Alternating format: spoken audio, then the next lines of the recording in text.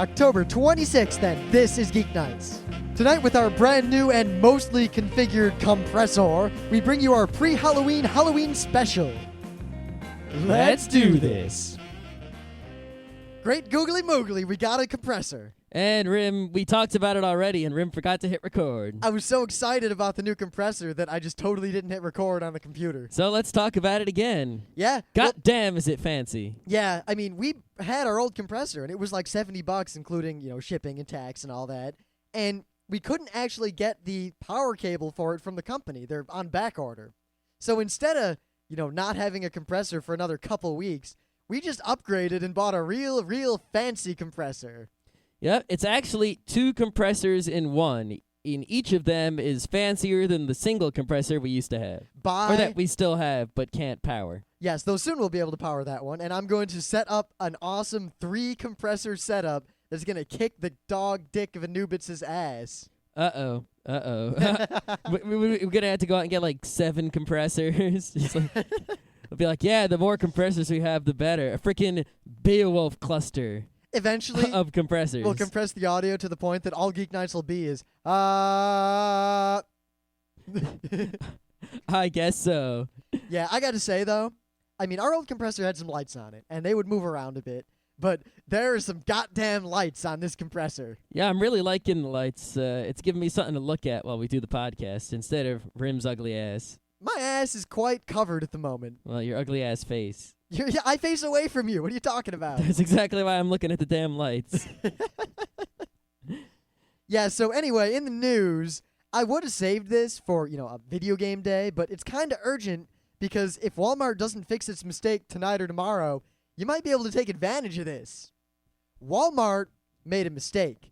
They are currently selling Guitar Hero 2 for $79.92. Well, right now, there's a picture of one Walmart selling Guitar Hero 2, and you can see clearly there's a bunch of Guitar Hero 2s on the shelf. Well, there are reports in forums that other Walmarts are doing the same thing. It may not be all Walmarts. We don't know exactly what the story is, but if you live near Walmart and you want Guitar Heroes 2, as much as I hate everything that is Walmart, go see if you can pick it up.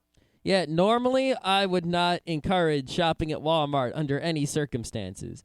But this gets close to the line at which shopping at Walmart is okay. They got a game out. When's Guitar Hero 2 supposed to come out? I don't even know. It's supposed to come out a while from now. It's not like a few days early. We're talking a lot of days early. And, Walmart does have a reasonable... Oh, it's supposed to come out 2 weeks from now. Yeah, 2 weeks early. God damn, imagine if Walmart was selling Wii's 2 weeks early. It's what? Or Twilight Princess GameCube 2 weeks early. Imagine, someone comes over to your house and they're like, man, I can't wait to get Guitar Heroes next week. And you're like, man, I unlocked the whole game 3 days ago. Yeah. So if you have a PS2, it might be worth it to go to your Walmart and see if they got the game on the shelf. I'll probably have some sort of follow-up on Tuesday once we find out exactly what the deal was. Of course, we don't have a PS2, and if we did, well, we probably would have bought Guitar Hero 2. Yeah. Well, it's kind of like... Probably would have bought Guitar Hero 1. Yeah. See, here's the thing I don't get. Guitar Hero comes in a box with a guitar, right? What if you bought Guitar Hero 1 and you already have 2 guitars? I'm pretty sure... Can you buy Guitar Hero 2 sans guitar? I'm pretty sure you can, but I'm not 100% sure. I know you can buy Donkey Kongas with or without the congas. Yep, that is true. That is true. And the people who made Guitar Hero are not stupid. We should try to get Donkey Konga. I don't know. Maybe it's not worth it that the Wii's coming. I imagine there will be similar, better games for the Wii. Yeah, I think Donkey Konga is just something we'll have to pass over. We'll get some drumming games where we use the Wiimotes as drumsticks. Yeah. So I was going to save this news for Monday, just like Grim was going to save his for Tuesday, but Ubuntu Edgy Eft came out today-ish. And let me tell you, this is not it's an official Ubuntu release. Numbered 6.10 because it's October 2006. Oh. But it is not, the recommended default Ubuntu you should use. Ubuntu Dapper Drake still has the 3-year support agreement or whatever, how many years they decided. So if you have a system that is important, I don't know, the server that runs your website or your company's mail server, you're going to want to use Dapper Drake because, well, it's guaranteed and supported and all that good stuff. But Edgy Eft, if you are using a desktop computer for Linux, or if you're going to try out Linux to see if you like it, Edgy Eft is like I didn't think it would improve on Dapper that much. Holy shit, is it 10,000 times better than Dapper Drake? Yeah, I mean, let me put this in perspective. I didn't even pay attention to the fact that a new Ubuntu was going to be coming out anytime soon because Dapper Drake was pretty good. I was very happy with it. And I just didn't expect that the line of desktop Linux would have been crossed with such little fanfare. This Linux, this Ubuntu, is pretty much above the line as far as I'm concerned. I would give this to my parents without a second thought. Let me count the ways in which it improves upon Dapper Drake. I got the big one that I want to say right now because it's going to jump out of me. All right. Sound works like it does in Windows. It just it doesn't work like it does in Windows. No, in that it just freaking works and it sees all your sound cards. It works like a million times better than it did before. There was a problem in Linux in which if you had more than one sound card, or if you had sound cards with multiple devices, like for example, my sound card, it has analog holes, which normal speaker holes. It also has an optical hole, for the fancy surround sound optical cables, the digital TOS link, whatever. And that's a separate device. That's device 0,2, whereas the normal sound card is device 0,1 or 0,0. Ubuntu Edgy Eft just detected it automatically and works, and it also has a new dialog box that allows me to manually choose that particular hole. Yeah. Now, while Scott's right in that it's not exactly like Windows, I guess my point is that for most of you out there, at least 90% of you, it's functionally just like Windows because you won't have to do anything. Yeah, there was a huge problem in people having to jump through hoops to get their sound cards to work that is gone. Also, people who want to use that crazy AI GLX fancy 3D shit, it's now 10,000 times easier. All the software that you probably want to use, like Banshee, which is almost equivalent to iTunes, is basically 90% exactly the same as iTunes. New Cache, the thing that's basically like Quicken, all that software has been updated to the newest versions. Dapper Drake didn't have that stuff updated to the newest versions, so you were stuck using version like 10 when version 11 is out, and version 11 is 10,000 times better than version 10. And not only that, but Ubuntu comes, Edgy Eft comes with the real version of Firefox 2 with the right icon, and it's the real deal. Take that, Ice Weasel. It is the real Firefox 2 from Mozilla, unmodified. Beat that. Beat that. I didn't have to do shit. It was just there. Hit A! Hit A! Oh, no. No. Yeah, we got it. Scott's got a thing of the day that's coming up for Tuesday. I could say a lot more awesome things about why Edgy Eft is 1,000 times better than Dapper Drake, but I'll tell you a few of the bad things just to round it out. It's still, if you want to have dual monitors, you still have to jump through a few hoops. It's not super simple. Yeah, as opposed to Windows where, honestly, it just works without any effort. Yeah, Though you can't do everything you want to do, but it works. It's a good thing I know how to set up dual monitors. Cinerama! And but other people don't know, so it might be a little tricky. They have to edit a text file. They have to add like a few lines to a text file. God, what kind of Supermen do you think we are? GNOME screensaver is still the default screensaver, so you have to uninstall it and install X screensaver to get a real screensaver program going on. Yeah, it's easy to do. It's not difficult in the least. And what was the other problem I had? Were there any other problems? There was. It was just so minor. I don't really remember it right now. If you don't like brown, it's still kind of brown. Yeah, it's still kind of ugly. You have to go to gnomelook.org and get a new theme that you easily install. It's pretty much Dapper Drake with a lot of problems fixed. If you've been right, wireless cards are still hit or miss, of course. That's not the fault of anything other than the wireless card manufacturers. Yeah. But if you have a wireless card that just works, it just works. Yeah, luckily, not as many people put Linux on their laptops as their desktops. Actually, you'd be surprised that all the questions I get are people trying to put Linux on laptops. Yeah, because that's what's hard, and a lot of people don't bother. Well, and also a lot of people get the old laptops for cheap, and they try to put Linux on it because you can't put Windows on there. Yeah, you can. Nah. All the old laptops come with a spyware-infected version of Windows 2000. Great. Possibly a spyware-infected version of Windows 95A. Oh, God.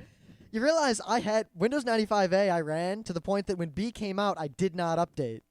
See, I went from Windows 3.1 to 95B. Wow. Because I had USBs. See, I didn't. Yeah. And a lot of people don't know this. Windows 95A couldn't use USB ports. Windows 95B could kinda use USB ports. Yeah, kind of being the operative word there. It wasn't until Windows 2000 that USB worked. For real. It was kind of scary.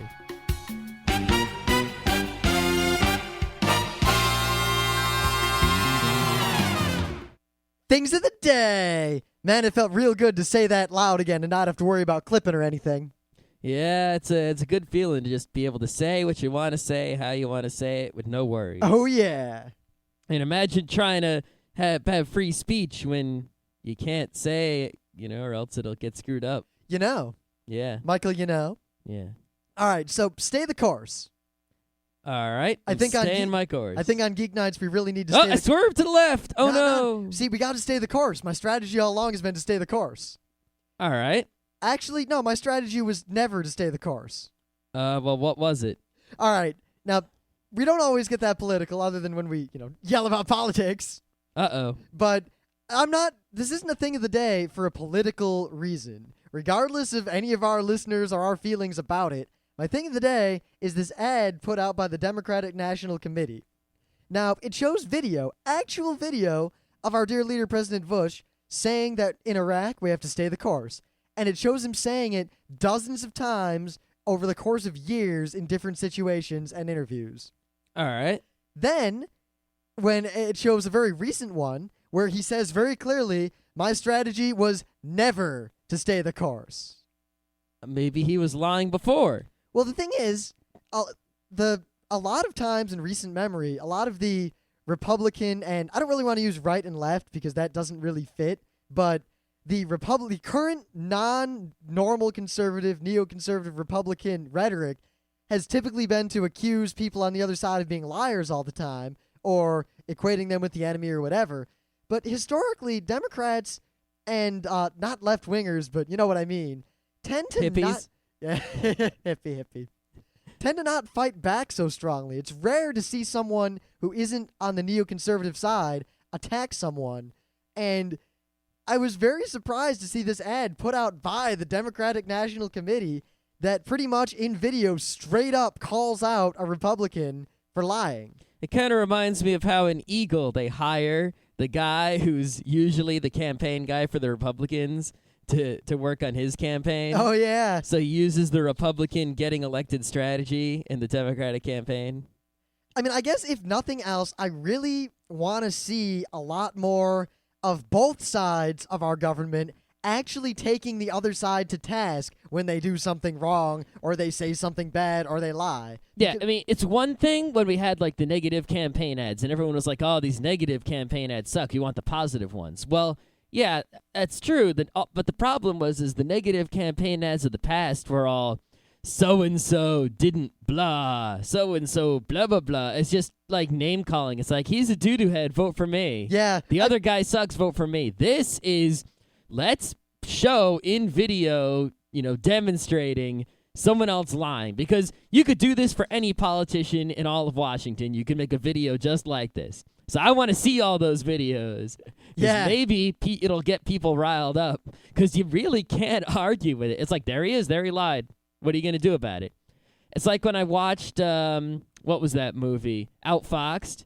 Oh, yeah. Like, I don't watch TV, so I didn't realize Fox News was that biased. Like, people said shit all the time. I didn't pay attention because I didn't watch news on TV. I still don't. But I watched, and there was that guy, and they showed him saying... Shut up. No, they showed him saying, I never tell anyone to shut up. And then they showed for like 5 minutes, all he did was say, shut up, as he told guests on his show to shut up. And I was just laughing hysterically, and I was like, oh, okay. Now, this isn't a partisan issue. Any politician I want to see this happen to. In fact, were I in some crazy alternate bizarro world to run for president of the United States, or if someone awesome were to run, I would love to see someone pledge that if they were elected, anytime they spoke to the American people at a press conference or publicly, they would first have themselves put under oath by a judge. That's what I would do. I mean, imagine that. I would love to see anyone have the pure testicular fortitude to do that. I would definitely do it right away, because as soon as you do that, you stick to it and you got huge balls. But then with the real long-lasting effect is, let's say the president does it and the guy's president for 8 years and then he's not president anymore. Then someone else is president and they don't do it. They don't swear under oath every time they speak in public. Aren't people going to say, how come you didn't do what the last guy did? He didn't lie to us. Now you can't lie to us either. And the guy's like, oh, shit. It forces every president to have giant nuts if just one president has giant nuts. Or, if a congressman does it, then, everyone will start expecting other people to do it also. Or a governor or anyone. It has another interesting effect in that now, currently, it's not illegal to lie in this country. Unless you're, on court. Or unless you're slandering or libeling or... Well, yeah, all that. But in general, if I ask Scott, how are you doing today? And Scott says, purple monkey dishwasher. That's not lying. That's just dodging the question. Yeah, which is fine. Lying would be saying great when I was feeling like shit. Yeah, but people do that all the time. It's not against the law. Nope. Perfectly legal. The president legally it should be perfectly legal. Can lie to the people. There's no legal reason he can't say whatever he wants, other than a few specific exceptions, to the people. And in some cases, he probably should lie. So let's say someone asks him a question, and it would look really bad if he didn't answer the question at all and just dodged it. But saying the true answer could be dangerous, is it true that we have a spy named John Smith in North Korea ready to assassinate Kim Jong-il? And he's like, no, it's not true. Yeah, he can't say no comment, because then people go, oh, what's unless, now there's the whole no comment thing. Our government's policy is to always say no comment about anything like that. That way it's not, if they say no comment all the time, then them saying no comment doesn't mean anything. Yeah, I know, but you get the idea. There are occasions where saying no comment, it's better to just say no. But now, Congress can't easily impeach a president just for lying at a press conference the way it's currently set up. He has to do something illegal, essentially. But if he swears to not lie with under a judge, oath with a judge, then if he lies during the press conference after being under oath, well, then that's a perjury. I swear I did not have sex with that woman, Monica Lewinsky. And normally, I would think, I'm not 100% sure on what the law is for perjury. And while I would think that it only counts if you're testifying in a court, it counts when the president's swearing to uphold the Constitution at his inauguration. So why wouldn't it count if he did it anytime? Well, the simple truth is that in reality, Congress can impeach a president for any goddamn reason they feel like. Yeah. Remember when, well, not remember because we weren't around, when Johnson was impeached back in the Reconstruction days? Yep. Yeah. Yep. All right, whatever. You've got a thing of the day, do you not? All right, so seeing as Halloween's coming real quick, it's coming Tuesday. I got a little Halloween thing of the day. Oh, really? I'm not sure. I don't think this is a real commercial. Mainly because the guy says fuck a lot. But it could be real, I guess, on super late night TV, cable TV somewhere. This is an ad for, I assume, a not real clothing store. Well, costume store. Basically, it's a girl's costume warehouse. And it's this real scuzzy New York salesman kind of guy. We got sexy nurses. And he's like, we got every kind of girl's costume. We got sexy nurse, sexy nun, sexy cat, sexy devil. You can't wear sexy costumes. You can't wear 10 sexy costumes. And the guy's like, it's so hilarious because the guy's like, Come on down here. I got some fucking costumes to sell. I got a big fucking sale going on here. Come on. Come on. Come on. It's pretty funny commercial. Thank you, College Humor, for yet again being a great selector of internet humorous videos. Yeah, I mean, College Humor, we perused it fairly often in college, but it was only when we were really bored and we wanted low-resolution videos of people getting hit in the balls. Yeah, and there wasn't much to it. Nowadays, it seems to be that it's not a YouTube or a Google video, but what it is, it's sort of a really awesome... They picking really good ones really often, you know? They had... What other good ones did they have recently? The Street Fighter thing. That's right, the Street Fighter with... That's Dalsim. the one. Dalsim? Okay. So... It's considering that Halloween falls on a gaming day, and it's also the beginning of Season 2, we figured today, Thursday, the Thursday before the holiday Halloween weekend, that we would talk about... Yeah, right at school and devil go back to kicking some wood. Have a very bad, very sad, disgusting Halloween. Have a very bad Halloween. Oh, yeah. Now, sadly, I actually haven't really had a chance to celebrate Halloween much since I left high school. I haven't had a chance to celebrate much since I got into high school. I mean, at RIT, we never celebrated it. We just kind of... Some people would wear costumes. We had the big cosplay at the anime club, which I have some stories from. Yeah. I think, actually, I heard somewhere recently the Halloween is the fastest growing holiday. Yet at the same time, it's the fastest dying holiday. From what I've seen, fewer kids trick-or-treat now than ever. I don't know. I think it really depends on the area that you're in and the time of day and the type of people. You know, I mean, it seems like the suburban protect your kid crazies are not letting their kids go out because they're really afraid, and they'll drive their kids around in their cars during the day. But in areas where people are all cool and they're not, you know, afraid of the outside world, you know, the kids are the kids that do trick or treat are doing a badass job of it. Like, they'll go to an apartment complex and do the whole thing, just every single place to get a zillion candies. Well, actually, when I grew up in Detroit, I mean, when we lived in Detroit straight up, you couldn't go trick-or-treating around the neighborhood. So it was kind of funny and sad at the same time, but all the more, not really affluent, but all the people who were afraid of the neighborhood would leave, and on Halloween they'd go to Lakeside Mall in the suburbs, and they set up a Halloween there where all the stores had candy, and all the kids would come and trick-or-treat at the mall instead of walking around downtown Detroit. Yeah, our mall always had all kinds of trick-or-treating going on, but I think we only did that once. Most of the time we just walked around to the same houses that we always went to and got the same candy we always got. Yep, I mean, I used to dress up when I was a kid. Pretty much once I hit high school, I stopped dressing up entirely, and I'd still go out on Halloween. Even when I was a senior in high school, I still went out on Halloween. We didn't go trick-or-treating or anything. We just wandered around the neighborhood or out in the woods in a small posse of punk kid, causing all sorts of punk kid trouble. Yeah, it looks like what's happening to me, or to me, it looks like what's happened. I don't know how to say this at all. All right, where's Mr. Period when you really need him? Yeah, seriously, Mr. Eats, shoots, and leaves. Linguo isn't dead. Linguo is dead. Good job. Yeah.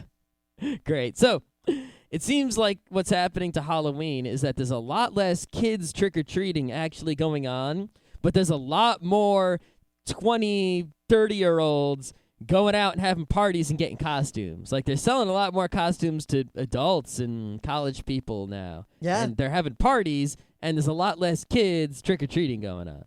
Even though that still does happen a lot.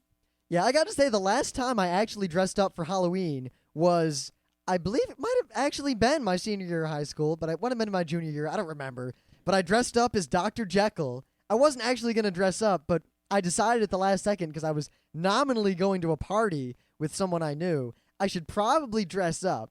So I took, my suit, and keep saying, see what you did to me? Oh, no. And some black pants. You can't say 10 you knows. I put on a fancy 3-piece suit, and then I put a black cape on over it, because I had a nice cape, and I borrowed one of my mom's nice, fancy, silver-headed walking canes, and I just said I was Dr. Jekyll, and everyone thought it was a really good costume.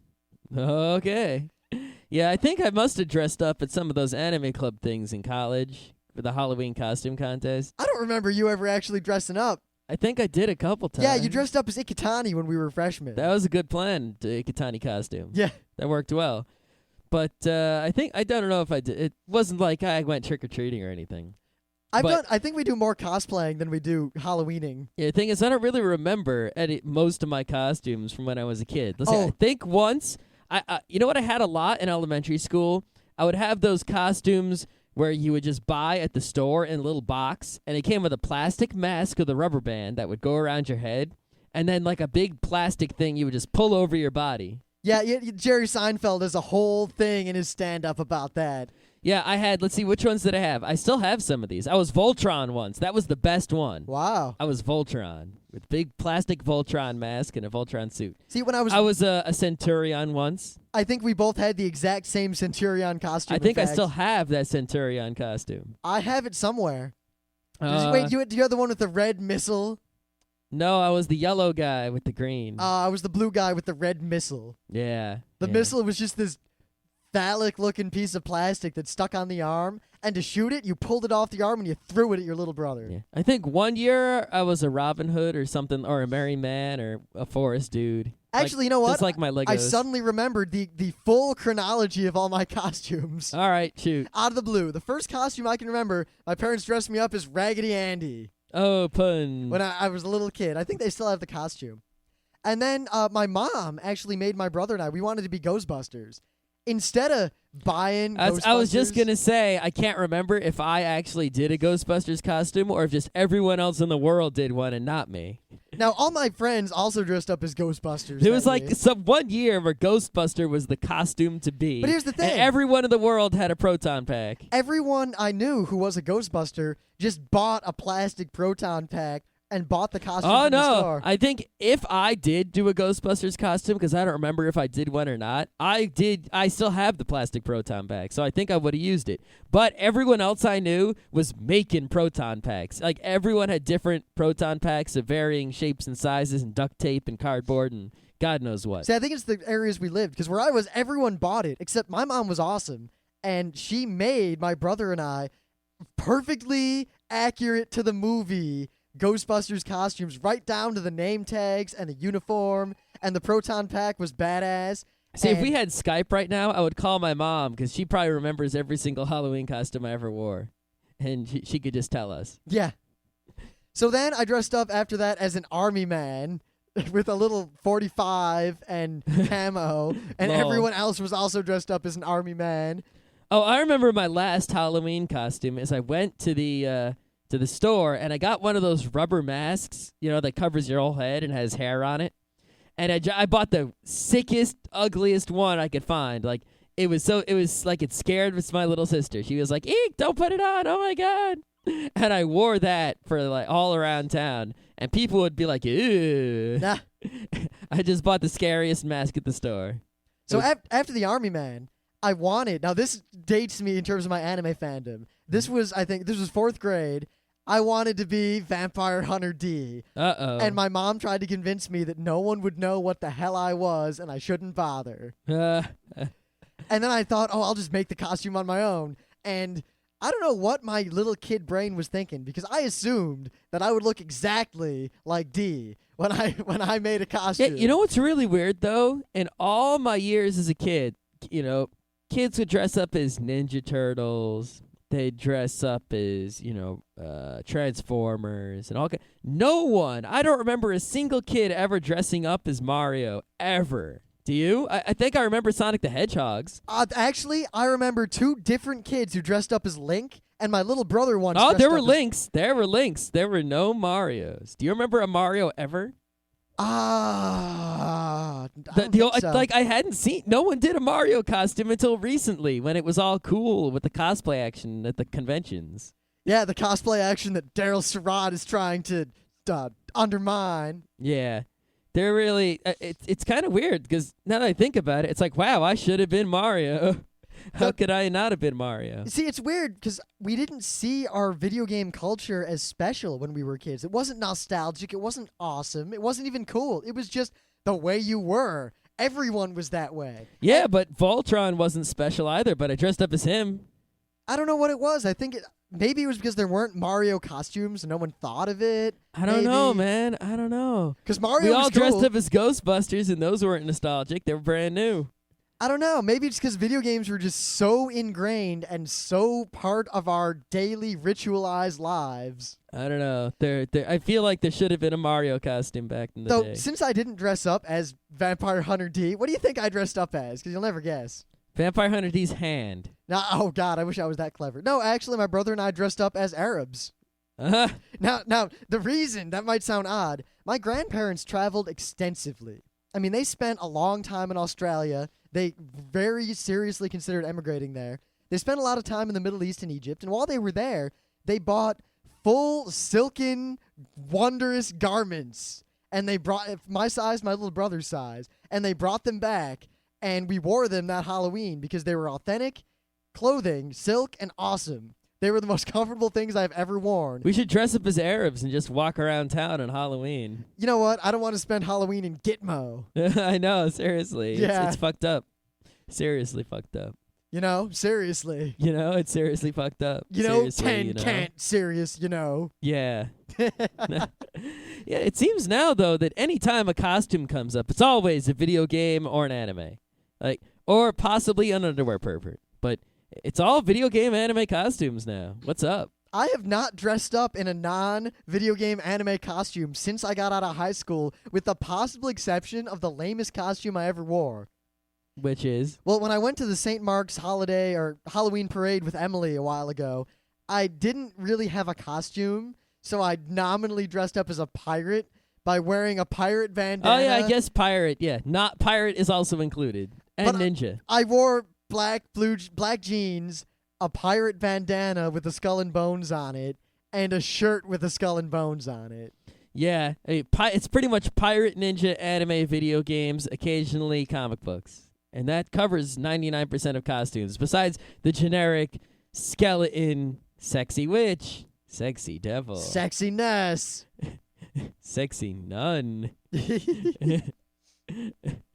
Though, in terms of, one fun story about me and dressing up as things is that at the RIT Anime Club, we had a tradition of having the Halloween costume contest, which was basically a mini cosplay. Totally off the cuff, voted on by the people in the crowd, not terribly official or anything, but it was always great fun. It was Halloween, so we had a showing anyway. Whichever Thursday was closest to Halloween, we had a meeting where we showed an anime that was usually Halloween related. Take the X train. Yeah. So all we did was we said, hey, on the Thursday closest to Halloween, wear a costume to club. And we had all the people in costume line up. They all, took a step forward one at a time. And then everyone voted on which costume was the best, and someone won a prize. Now, freshman year, I didn't dress up at all because I had no reason to. I didn't need to, whatever. After that, I was on the executive board of the club, so I had to dress up. The thing is, I didn't have any time, I didn't have any skill, and I didn't have any money.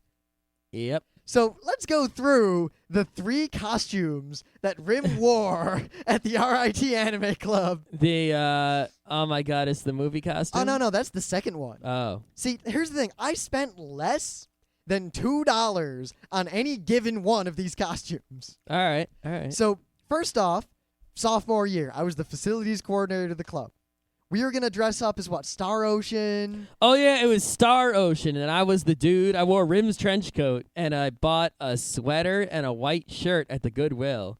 A sweater vest and a white shirt at the Goodwill. Did you even know what character you were dressed up as? I don't remember. It's the guy. It must be the only guy in Star Ocean with a trench coat, a white shirt, and a green vest. He's some sort of doctor, scientist guy or something. Meanwhile, Scott Johnson dressed up as the guy who has the 2 dragons coming out of his back. So me and Greg Hartman. Oh, right. We were set up to be the dragons, meaning we would just stand behind him. So because we both didn't have money, we went to Goodwill.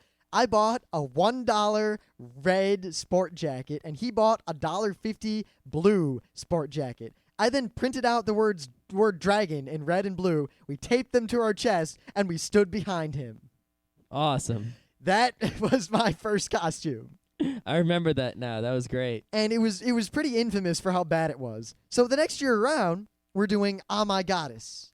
That's the whole e-board's dressing up as Ah My Goddess. Well, the movie specifically. Well, yeah. So there's that big bad guy who wears like the white robes and shit. Yeah, right? Celestine. So you got a big white sheet and you wrapped it around yourself and No. I was a little bit more ghetto than that. No. And then you had that the square / diamond of white felt with blue felt glued to it, and you cut a hole in the middle and put it over your head. Well, see, the thing is, the sheet that I wrapped around myself was actually the curtain from the kitchen. Oh, right. I pulled the curtain. Because remember, I made the first costume a week in advance by buying that sport jacket. The next year, I got out of class. You made the costume the day of, right before club.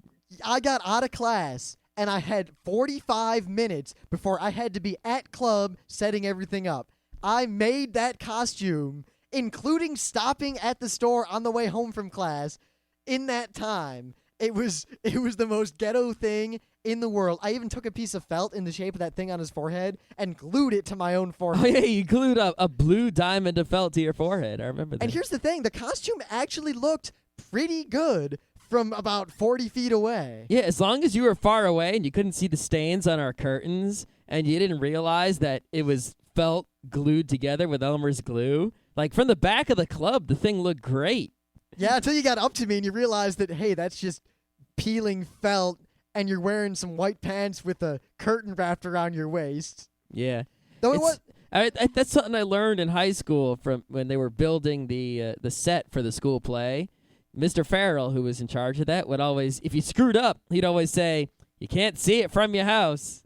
Because at a play, no one's up close. They can't see stuff from far away. So as long as you put it together well enough, the small details don't really matter. People aren't coming up to inspect it. Yeah, except the problem was I couldn't walk. Yeah. Because it was tight, and I can't walk in a tight dress in that little shuffling kind of gait. I would have just fallen over. So I kind of stood still at the front of the room announcing people. Awesome. Of course, I remember also that Lisa and Kat were dressed up in incredibly not terrible costumes. Yeah, some people actually spent time on their costumes. Oh, you mean everyone but us? Yeah, they But had me. awesome costumes, and we didn't. Now, the club, after seeing this costume and remembering my previous year's costume, realized that I was a cheapskate, and Rim's terrible costume became a tradition in the club. Awesome. So the third year comes around, and now I'm the president of the club. I'm the top dog, and the club is talking about what they think I'm going to wear and how little money they think I'm going to spend. So we decided to do Final Fantasy VIII. Final Fantasy VIII. Great. Just what we need. More Final Fantasy costumes and giant swords. Isn't that the one with the sword with the gun in it? Yeah, it's the one with the sword and the gun.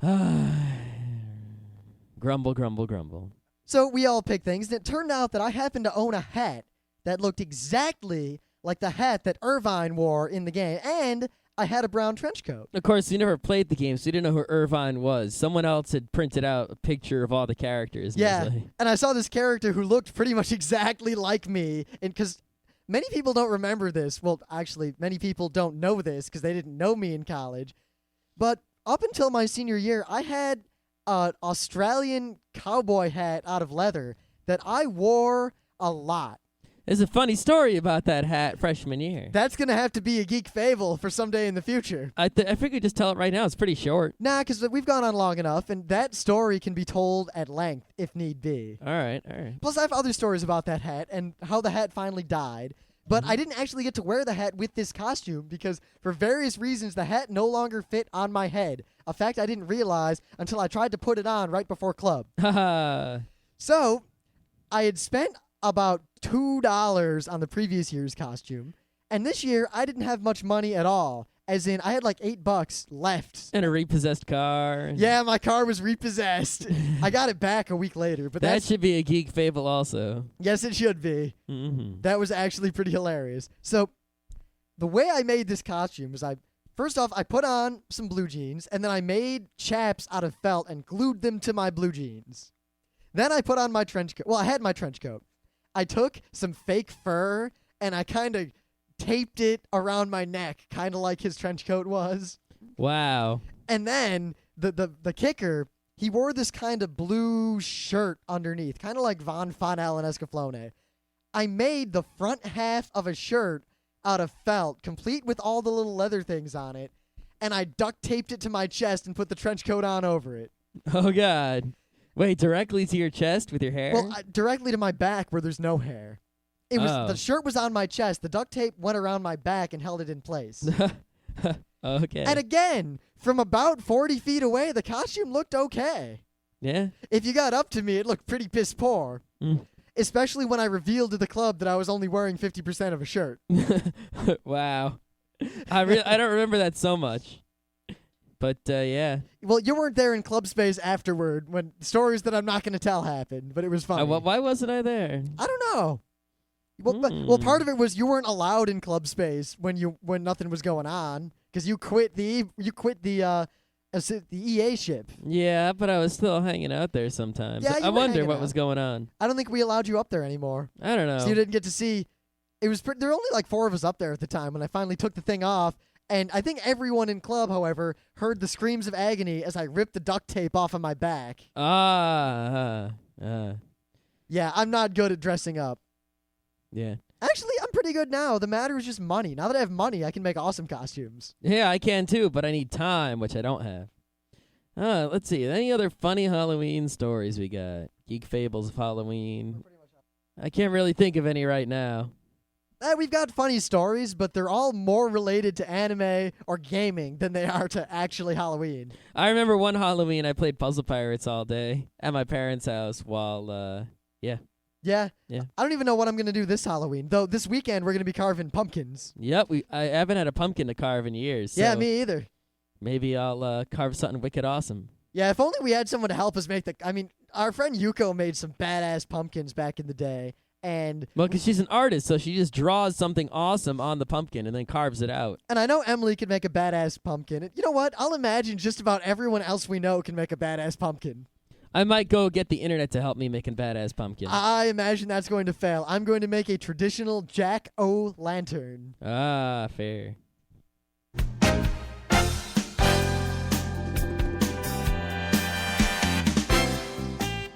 And that was Geeknights with Rim and Scott. Special thanks to DJ Pretzel for our opening theme. Be sure to visit our website at www.frontrowcrew.com. If you like our podcasts, you'll love our forums. Make sure you visit them. You can send your email feedback to geeknights@gmail.com. And if you want, you can leave us a voicemail at 206-333-1537. Geeknights airs every weeknight, Monday through Thursday. Geeknights is recorded with absolutely no studio and no audience. But unlike those other talk shows, it's actually recorded at night.